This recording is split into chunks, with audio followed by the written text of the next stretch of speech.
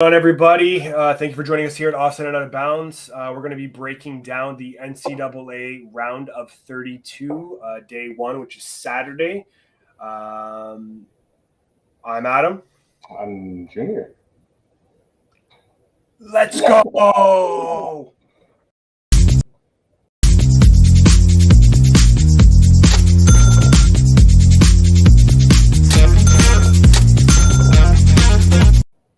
If you follow our channel, we've been pumping out videos like a lot of pumping. So we apologize for some of the technical difficulties there, but we're going to break down all the games that are coming up. Saturday, March 19th is the round of 32. So all the games that happen on Thursday are now matching up for 8 total games, 16 teams.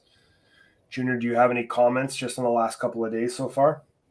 I mean, I've been pretty entertained. I can't complain. We've seen some pretty big teams go down in a blaze of non-glory. Not glory. But we've seen some of the bigger teams really stand pat, and I think we've earmarked a couple of high seed teams that we like to go. One of them being my Fighting Irish. It's a great call. 11 seed. They definitely could do some damage. Yeah. We like Creighton, we like Memphis. So we found some teams, and I mean even Richmond. Obviously, we'll get into that too. But Richmond looks like they might be another one to jump on right now too. So yeah, it's all about finding those ones that are going to pay plus 1,100, plus 1,800, and just smashing it.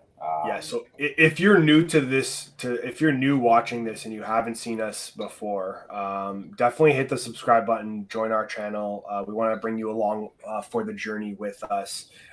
Like and comment below, of course, and turn those notifications on. We do all of our videos live, okay? So everything is live. That's why we want you in the chat. We want to know how you feel about it. But with regards to the March Madness tournament, we provide our picks. We have a system also that picks. So Junior gives you his pick, what he thinks in his heart, who's going to win. And then our system generated also picks.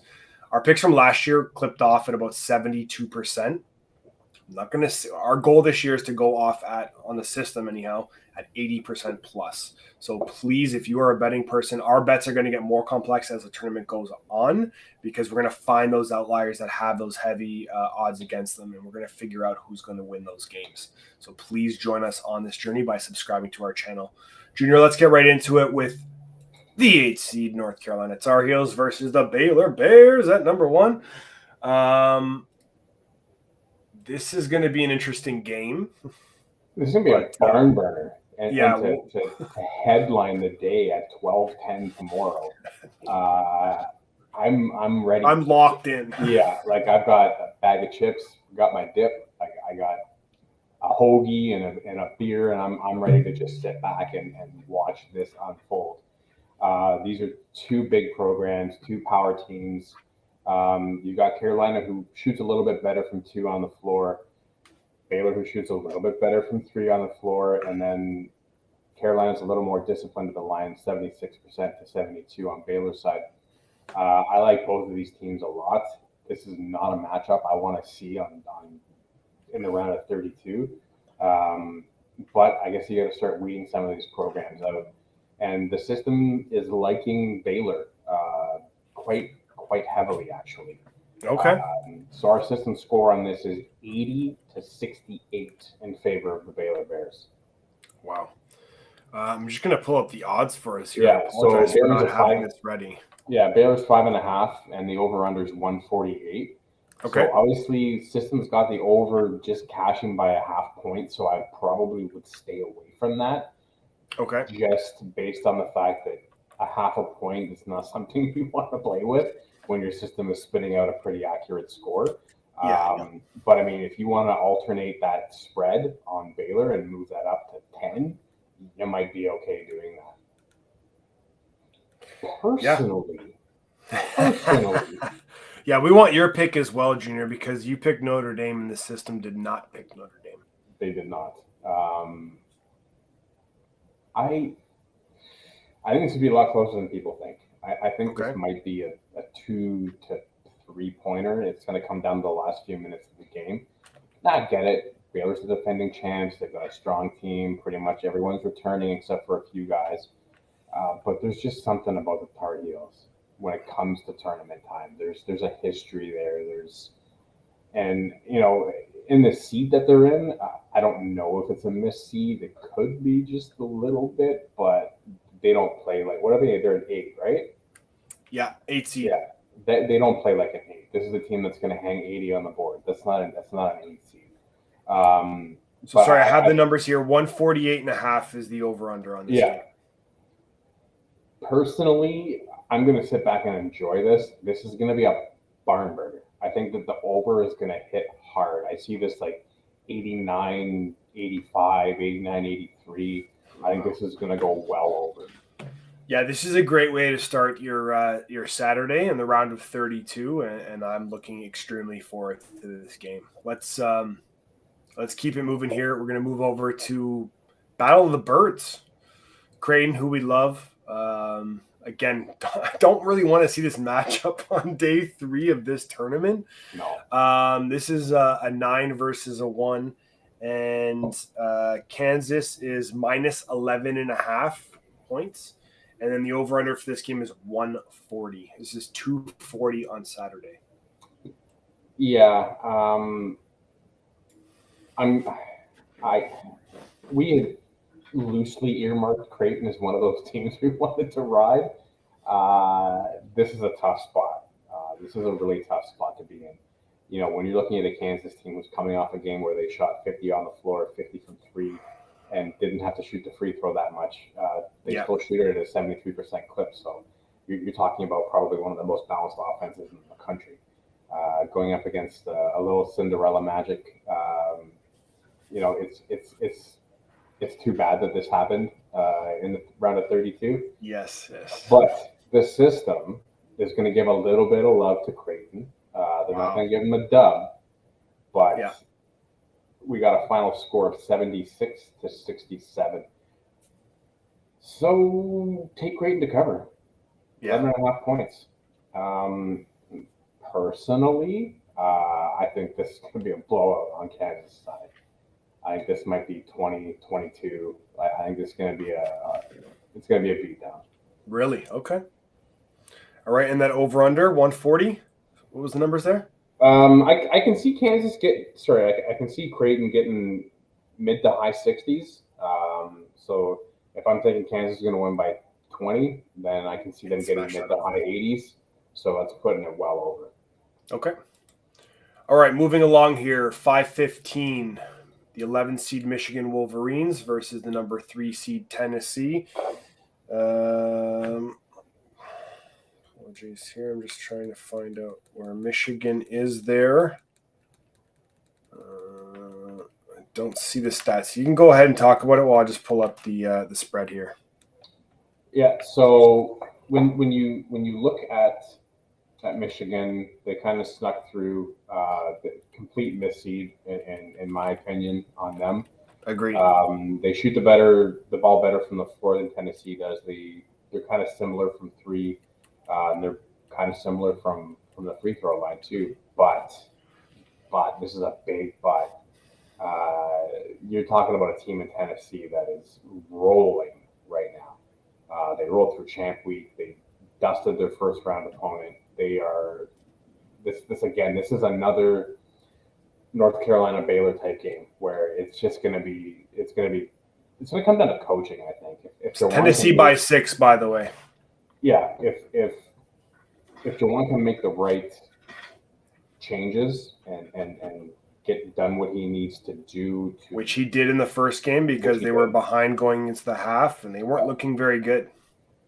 So, I mean, if he can make the right adjustments at halftime and in game as well, what I think is going to be more important is in-game adjustments than it is at the half, they could keep it competitive. I think this game will be competitive. In fact, the system has this at a 72-65 game in favor of Tennessee. Okay. Over-under on this is 136.5. It's right there. I think 137. Yeah. Tough play. obviously, if you don't know me, I am a huge fan of the Fab days of Michigan. And yeah, unfortunately, it's horrible. Still had a pretty good career. Yes. I taking that historical love I have for that program. I love this Tennessee team. I really like this Tennessee team. I think that the system might have this right. I mean, every time I go against the system, I get pasted except for like one game.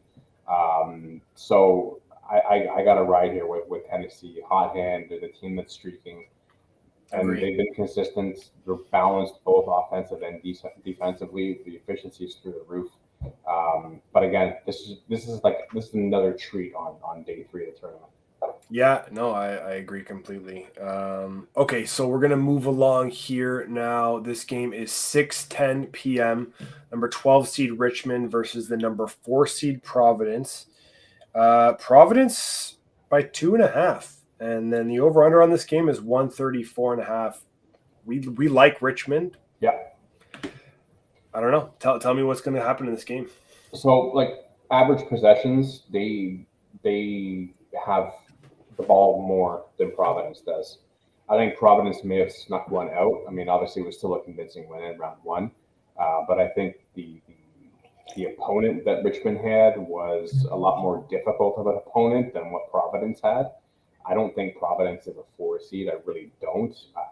Their program's all right. Like, well, they have a good program, but I don't think that's kind of where they should be. The system has this at a 74-70 win for Providence. The over I like on this game for sure because I think this is going to be a pretty high scoring game. But personally, I think that Richmond takes this. Okay. Just from what I saw in round 1 and what they did with Iowa, the guard play, the speed, the efficiency of their offense. If they can take care of the ball and continue to make those cuts, they reminded me last year of Loyola, the way they ran their offense, where it was very center centric. Where they brought him up a la Gasol, a la Marc Gasol, where it was almost like a point center. They play that off really well. There's a lot of cuts down the lane, nice passing. I think from what I've seen from Providence, I think that these teams actually match up pretty well. They're very evenly matched. I mean, I'm looking at the stats here, and they're very close. Yeah, I just think that Richmond has that next level gear to go above and beyond this. So personally, I'm going to take Richmond on this, but the system has this for a 4-point win for Providence. Okay, yeah, I like Richmond on this as well. I'm hoping to see them grab a win here. I like the momentum that they have right now. Okay, let's move along here. We got St. Mary's, the 5 seed, versus UCLA, the 4 seed. This game is 2.5 points in favor of UCLA with the over under at 126. Absolutely wrong. Absolutely wrong. UCLA is going to get run out of the gym. I think so too. They are going to get run out of the gym by St. Mary's. System has this a 73-61 victory for St. Mary's, and I am fully on board with that system play. Possessions per game, field goal percentage from the floor, from 3, from free throw, offensive and defensive efficiency. You'd think that UCLA might be a clip up on that defensive efficiency, but they're not. This is St. Mary's route in my mind, unless Juzang wakes up and he gets these guys on his back and he makes this a little more competitive. I still think that this is a St. Mary's win. Yeah, I agree. I really like this team. I think this is going to be a lot of fun to watch this game, actually. I'd like to see them just run up the score quite a bit, actually. Yeah. All right. Got that one in the bag. Let's move along here to St. Peter's 15. I mean, geez. And then Murray State, who we like. This game is going off at an 8.5 points in favor of Murray State. And the over-under on this game is 129.5. Some really low total. I might have to jump on those lines like like right now. like in game while I'm talking right now. Lock it in. Yeah, I'm locking that in. The Murray State, right? Yeah. St. Mary's one's too low. I got Murray State here at 130. Still, it goes over for sure. So when you look at, obviously, St. Pete's upsetting Kentucky is a huge deal. It was a monster. My only concern is that a 15 seed beating a 2 seed, there's a little bit too much celebrating. There could be a hangover here. And Murray State is a team that you can see can put points up on the board. And St. Pete's did too. They were both in the 80s. So to see a total of 130, I think this is it's an absolute no-brainer that this total is going over. Yes. System has Murray State 76, St. Peter's 65. Yeah, that's smashed the over on this game. St. Peter's had 85 and St. Mary's had Murray State. I don't have the exact number there. But yeah, I think this is definitely going to go over. This is actually going to be. I think this is going to be an interesting game to watch. I think so too. Whatever has ended up happening the first day of the tournament, the first 2 days of the tournament, Saturday and Sunday, there's going to be some absolutely monster games coming out. Like literally from noon until night, there's going to be just some absolutely phenomenal basketball on. So I'm really looking forward to all that. Yeah, just lock yourself in your basement and just enjoy it, right? Okay, let's move along here. We got New Mexico at the 12 seed versus Arkansas at the 4 seed. We have Arkansas favored by 6.5, and the over-under in this game is 138.5.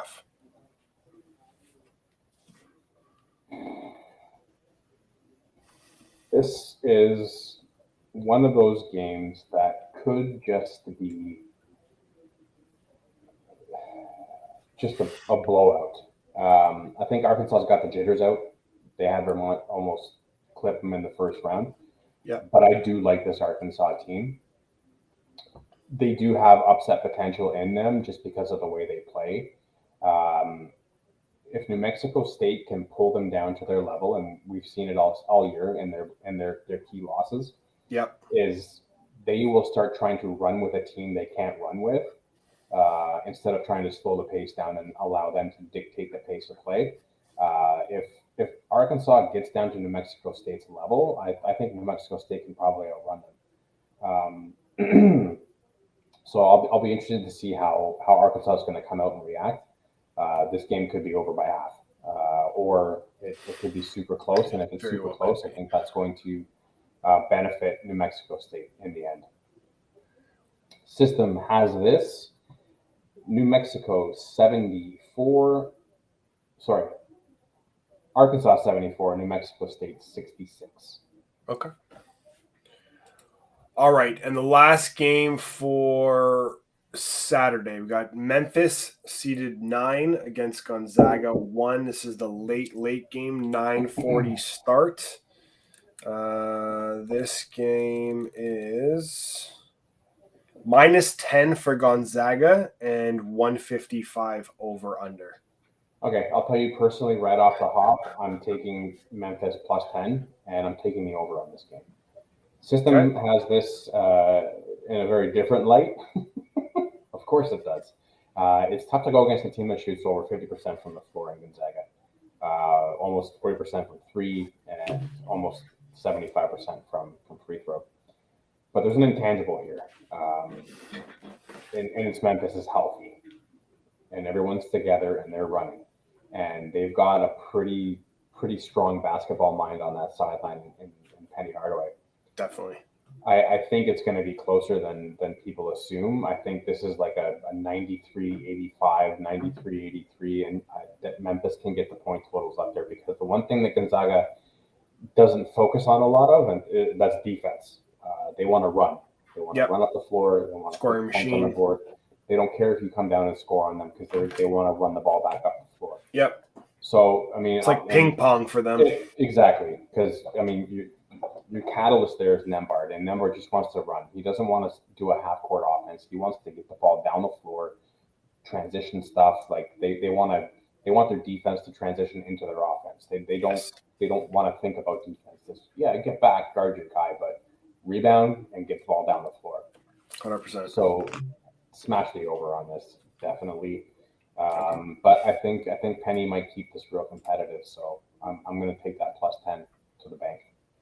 Okay, awesome. So we're going to take a look at our clip percentage, okay, because it's Friday night, so there's games going on, and we're including as however many as we can, in real time. But we have an overlay here, which is going to tell you how we've done so far in regards to this system. So let's pull that up, and Junior, if you can go ahead and break it down. Yes. So first 4, we had 3 out of 4. The only one we got wrong was Brian, but so did everybody else. Thursday, we went 13 for 16. What we got wrong: Iowa, UConn, and Kentucky, just like everyone else in the country. And then today, all we got wrong was, I don't even know whose logo that is again.